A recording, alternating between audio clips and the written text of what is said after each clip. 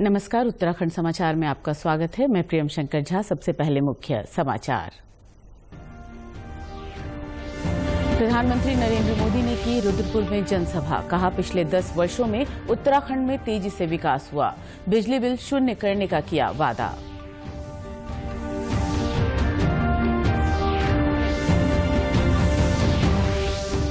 Paper leak, भर्ती घोटाले और भू कानून में बदलाव जैसे मुद्दों पर मुखर हुई कांग्रेस। भाजपा से मांगा जवाब।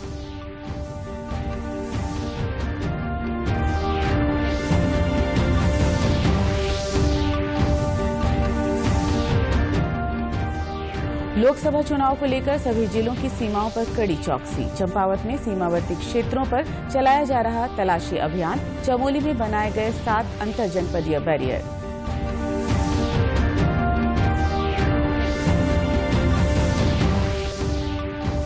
और मतदान के दिन से मतगणना के आधे घंटे बाद तक एग्जिट पोल प्रसारण पर प्रतिबंध। मतदान से 48 घंटे पहले ओपिनियन पोल रहेगा प्रतिबंधित। अब समाचार विस्तार से। लोकसभा चुनाव प्रचार जोरों पर है।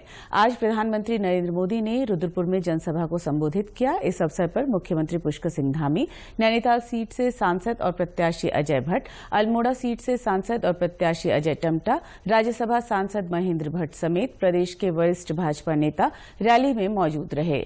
जनसभा में प्रधानमंत्री मोदी ने कहा कि पिछले 10 वर्षों में उत्तराखंड में विकास से जुड़े जितने कार्य हुए उतना पहले की सरकारों में नहीं हुए। उन्होंने कहा कि हमने भारत को दुनिया की तीसरी सबसे बड़ी आर्थिक ताकत बनाने की गारंटी दी है। इसका मतलब है कि लोगों की आमदनी बढ़ेगी और नौकरियों के अवसर बढ़ेंगे। गांव शहर में सुविधाएं बढ़ेंगी। तीसरी बड़ी आर्थिक ताकत का मतलब है लोगों की कमाई बढ़ेगी, लोगों को नौकरी के अवसर बढ़ेंगे, गांव हो शहर हो सुविधा बढ़ेगी और इसका बहुत बड़ा लाभ ये देवभूमि मेरे उत्तराखंड को भी होगा। पीएम मोदी यहां नैनीताल उधम सिंह नगर सीट से भाजपा प्रत्याशी अजय भट्ट के लिए चुनाव प्रचार कर रहे थे। उन्होंने कहा कि प्रदेश में सरकार ने घर घर में सुविधा पहुंचाई है। तीसरी बार सरकार बनने पर 24 घंटे बिजली मिलेगी, बिजली का बिल 0 होगा और बिजली से कमाई भी होगी। इसके लिए पीएम सूर्य घर मुफ्त बिजली योजना शुरू की गई है। पीएम सूर्य घर मुफ्त बिजली योजना शुरू की है। इसके तहत छत पर सोलर पैनल लगाने के लिए सरकार मदद दे रही है। इससे जो एक मध्यम वर्गीय परिवार होता है, जिसके घर में 3-4 पंखे हो, 1-2 एसी हो, वॉशिंग मशीन हो, रेफ्रिजरेटर हो, एक छोटी सी इलेक्ट्रिक व्हीकल के चार्जिंग की बात हो, तो करीब करीब उसको 300 यूनिट बिजली खपती है। ये 300 यूनिट तो मुफ्त मिलेगी और जरूरत से ज्यादा जो बिजली होगी उसको सरकार खरीदेगी और आपको उससे कमाई होगी। प्रधानमंत्री मोदी ने रुद्रपुर में रोड शो भी किया। प्रधानमंत्री ने हाथ हिलाकर भीड़ का अभिवादन किया। आपको बता दें कि राज्य की 5 लोकसभा सीट पर आम चुनाव के पहले चरण में 19 अप्रैल को मतदान होना है। ये सभी 5 सीट 2014 से बीजेपी के पास हैं। भाजपा जहां प्रधानमंत्री मोदी के दौरे से बेहद उत्साहित है, वहीं कांग्रेस ने प्रधानमंत्री से कई सवाल पूछे हैं। उत्तराखंड कांग्रेस की चुनाव सह प्रभारी दीपिका पांडे ने आज प्रेस वार्ता कर कहा कि बेटी बचाओ बेटी पढ़ाओ का नारा लगाने वाली सरकार अगर बेटियों के साथ है तो अंकिता भंडारी से लेकर दिल्ली में विरोध प्रदर्शन करने वाली पहलवान बेटियों तक के मुद्दों पर जवाब दें। आज उत्तराखंड की बेटियां जानना चाहती हैं कि क्या वो उनके परिवार का हिस्सा है कि नहीं। देश ने तो देखा कि चाहे जब खिलाड़ी बहनें हमारी सड़कों पर थीं, मणिपुर की आदिवासी बहनों के साथ दुराचार हो रहा था और तमाम ऐसी बातें, वो चाहे उत्तर प्रदेश की हो, उन सब वैसे मौकों पर तो मोदी जी ने उन बच्चों को, उन बच्चियों को अपना परिवार नहीं समझा, लेकिन उत्तराखंड की अंकिता भंडारी के जो सवाल हैं, उनके परिवार का जो सवाल है, उसको न्याय देने की बात है, या फिर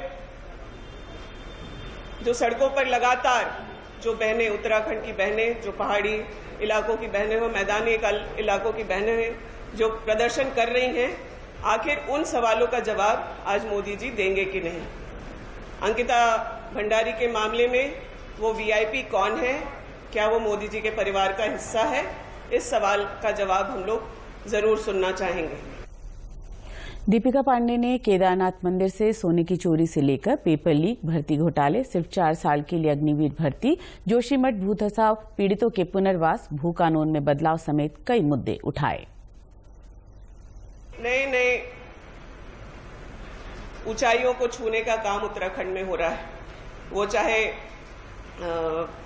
शराब माफिया की बात हो, भू माफिया की बात हो, या फिर भू कानून में बदलाव करके उत्तराखंड को पूरे देश और भू माफियाओं के लिए खोल देने का काम जो उत्तराखंड सरकार में हुआ, उसके बारे में मोदी जी क्या जवाब देंगे, यह भी हम लोग सुनने के लिए उत्सुक हैं। गढ़वाल लोकसभा सीट से कांग्रेस प्रत्याशी गणेश गोदियाल ने आज देवप्रयाग विधानसभा क्षेत्र के देवप्रयाग, हिंडोलखाल, अमनी, जमनीखाल समेत अन्य क्षेत्रों में जनसंपर्क किया। साथ ही हिंडोलखाल में एक जनसभा को भी संबोधित किया। गणेश गोदियाल ने कहा कि क्षेत्र की जनता उनके साथ है, वे हेमवती नंदन बहुगुणा के पद चिन्हों पर चल रहे हैं। मेरे साथ तमाम लोग हैं, मेरे साथ कांग्रेस के कार्यकर्ताओं के साथ साथ आम जनता है। मैं उसी तरह मुकाबला करूंगा जिस प्रकार से स्वर्गीय हेमवती नंदन बहुगुणा जी ने सन 1982 में केंद्र और राज्यों की सरकारों को उनके सामने खड़े होकर गढ़वाल की आवाज को बुलंद किया और जीत हासिल की। मैं उनके पद चिन्हों पर चलकर उसी प्रकार जनता का आशीर्वाद प्राप्त करूंगा जिस प्रकार सन 1982 में हमारे दिवंगत नेता हेमवती नंदन बहुगुणा जी ने लोगों का आशीर्वाद प्राप्त किया। वहीं भाजपा के पूर्व प्रदेश उपाध्यक्ष और प्रदेश कार्य समिति के सदस्य मेहरबान सिंह रावत ने कहा कि भाजपा सरकार के 10 साल कांग्रेस के लंबे शासनकाल पर भारी रहे हैं। कांग्रेस के 70 साल और मोदी जी के 10 साल आंकलन होगा। 70 साल में देश ऊंचाइयों की जगह नीचे की तरफ गया और इन 10 सालों में पूरे विश्व में भारत का एक अपना अलग सा मुकाम बना है, जिसमें केवल और केवल मोदी जी का हाथ है, भाजपा का हाथ है। लोकसभा चुनाव को देखते हुए चंपावत जिले के सीमावर्ती क्षेत्रों समेत जगह जगह सघन तलाशी अभियान चलाया जा रहा है। जिले के पुलिस अधीक्षक अजय गणपति ने बताया कि निष्पक्ष एवं शांतिपूर्ण चुनाव संपन्न कराने के लिए केंद्रीय औद्योगिक सुरक्षा बल की एक कंपनी के साथ स्थानीय पुलिस पिछले 20 दिनों से जगह जगह फ्लैग मार्च कर रही है। इसके अलावा फ्लाइंग स्क्वाड व अन्य सर्विलांस टीम सुरक्षा व्यवस्था मजबूत बनाने के लिए कार्य कर रही है। हमारी जो फ्लाइंग स्क्वाड टीम्स है ये 6 है, 24/7 इनका ऑपरेशन रहेगा और ये अभी ऑलरेडी जब इलेक्शन अनाउंस हुए थे उस दिन से ये कार्यान्वित हो चुकी है। इसके अलावा हमारे 10 जगह पे जो है स्टैटिक सर्वेलेंस टीम 24/7 काम करेंगी। सभी इंटर डिस्ट्रिक्ट और इंटर नेशनल बॉर्डर्स जो है इस पे नाके और बैरियर्स के द्वारा चेकिंग की जाएगी। वहीं चमोली में सुरक्षा के लिहाज से 7 अंतर जनपदीय बैरियर बनाए गए हैं। इन बैरियर पर पुलिस आने जाने वाले वाहनों की कड़ी तलाशी ले रही है। इसके साथ ही ड्रोन से भी निगरानी की जा रही है। जिला निर्वाचन अधिकारी हिमांशु खुराना ने बताया कि पुलिस और आबकारी विभाग की संयुक्त टीम वाहनों की जांच कर रही है।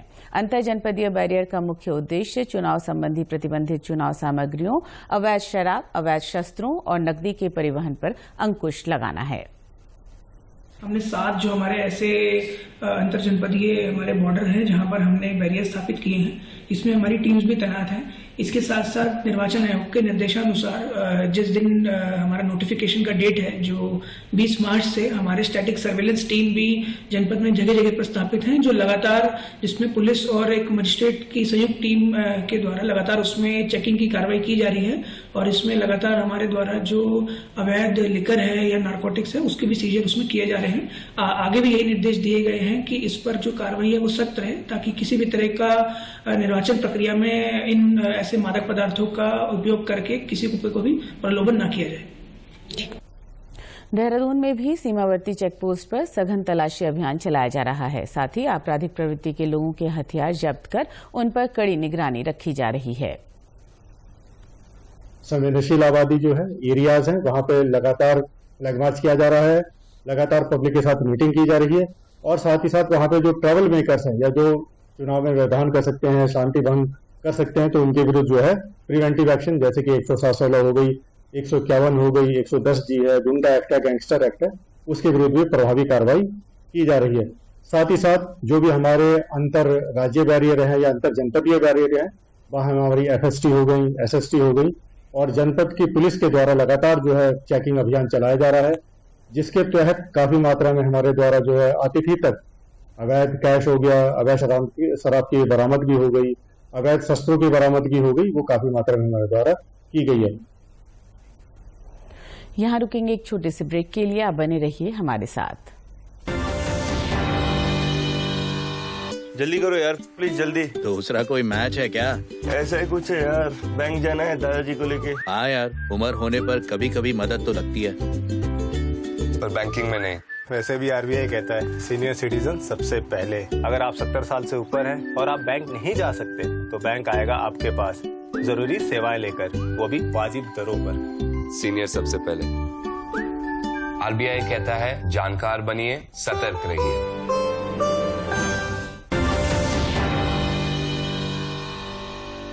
ब्रेक के बाद एक बार फिर से आपका स्वागत है। अपर मुख्य निर्वाचन अधिकारी विजय कुमार जोगदंडे ने आज देहरादून में लोकसभा चुनाव के दौरान मीडिया और सोशल मीडिया से जुड़ी एडवाइजरी की जानकारी दी।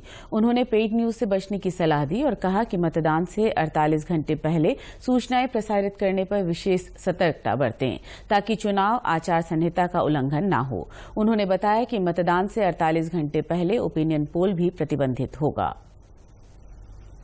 मतगणना केंद्र होता है, काउंटिंग सेंटर, उसमें भी आपके प्रवेश की अनुमति होती है। वहां पर नोडल ऑफिसर नामित किया जाएगा जो कि आपको छोटे ग्रुप्स में 3 या 4 ऐसे ग्रुप्स में मतगणना सेंटर पर जो कक्ष बने होते हैं, काउंटिंग हॉल, उसके अंदर आपको लेकर जा सकते हैं।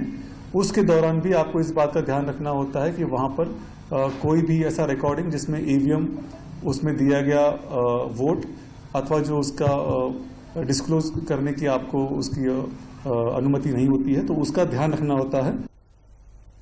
चुनाव आयोग ने पहले मतदान के दिन से मतगणना के आधे घंटे बाद तक एग्जिट पोल प्रसारित करने पर प्रतिबंध लगाया है।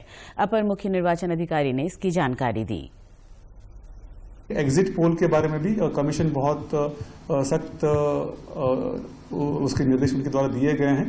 प्रमुखता से प्रथम चरण के मतदान के प्रारंभ होने के समय से, इसका मतलब हुआ कि 19 अप्रैल के सुबह 7 बजे से, जो कि हमारे राज्य का मतदान का प्रारंभ का समय है, 19 अप्रैल के 7 बजे से जो अंतिम चरण का मतदान होगा उसकी समाप्ति के आधे घंटे पश्चात तक एग्जिट पोल करना और एग्जिट पोल के नतीजों का प्रकाशन करना या प्रसारित करना, दोनों बातों पर प्रतिबंध रहेगा। उसको भारत निर्वाचन आयोग की प्रेक्षक चंदन चौधरी ने देहरादून के डोईवाला में संवेदनशील बूथों का निरीक्षण किया। डोईवाला की सहायक निर्वाचन अधिकारी अपर्णा ढौंडियाल ने उनके दौरे की जानकारी दी। उन्होंने बताया कि क्षेत्र के संवेदनशील बूथ और क्षेत्रों का निरीक्षण कर वहां सुरक्षा समेत अन्य जरूरी सुविधाओं के इंतजाम किए जा रहे हैं। यहाँ जो पुलिस ऑब्जर्वर मैम है वो हमारे जितने भी क्रिटिकल बूथ्स हैं और जो वनरेबल एरियाज हैं उनका विजिट कर रही हैं। वो वहां पे लोगों के साथ बात करके उनका कॉन्फिडेंस बिल्डिंग मेजर भी है और साथ में वो ये भी जांच कर रही हैं कि जितने भी हमारे क्रिटिकल बूथ्स हैं उनकी क्या स्थिति है और उसी के आगे वो हमें नियम अनुसार आवश्यक दिशा निर्देश दें। प्रदेश में 1 अप्रैल से नया शिक्षा सत्र शुरू हो चुका है। माध्यमिक शिक्षा के निदेशक महावीर सिंह बिस्ट ने बताया कि नया शिक्षा सत्र शुरू होने के बाद 10वीं की बोर्ड परीक्षा दे चुके छात्र 11वीं कक्षा में प्रोविजनल प्रवेश ले सकते हैं। उन्होंने कहा कि बोर्ड परीक्षा के परिणाम 30 अप्रैल तक घोषित हो जाएंगे और तब तक यदि 10वीं का कोई छात्र पढ़ाई जारी रखना चाहता है तो वो कक्षा 11वीं में प्रवेश ले सकता है। प्रदेश के समाचारों में बस इतना ही। चलते चलते मुख्य समाचार एक बार फिर। प्रधानमंत्री नरेंद्र मोदी ने की रुद्रपुर में जनसभा, कहा पिछले 10 वर्षों में उत्तराखंड में तेजी से विकास हुआ, बिजली बिल शून्य करने का किया वादा।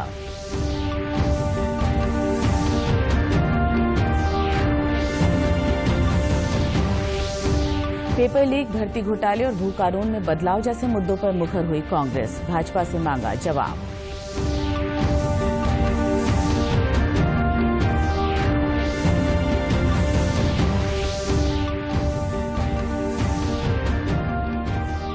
लोकसभा चुनाव को लेकर सभी जिलों की सीमाओं पर कड़ी चौकसी, चंपावत में सीमावर्ती क्षेत्रों पर चलाया जा रहा तलाशी अभियान, चमोली में बनाए गए 7 अंतरजनपदीय बैरियर।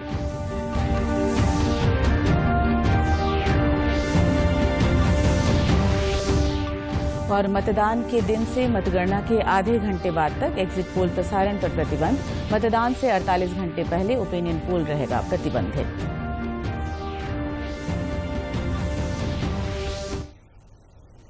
प्रदेश से जुड़े अपडेट्स के लिए आप हमसे सोशल मीडिया के माध्यम से भी जुड़ सकते हैं। हमारा एक्स हैंडल है DD News_देहरादून, हमारा फेसबुक पेज है DD News उत्तराखंड, हमारे YouTube channel DD News Uttarakhand को भी आप सब्सक्राइब करें और हमारे Instagram page DD News Uttarakhand को भी आप फॉलो करें। नमस्कार।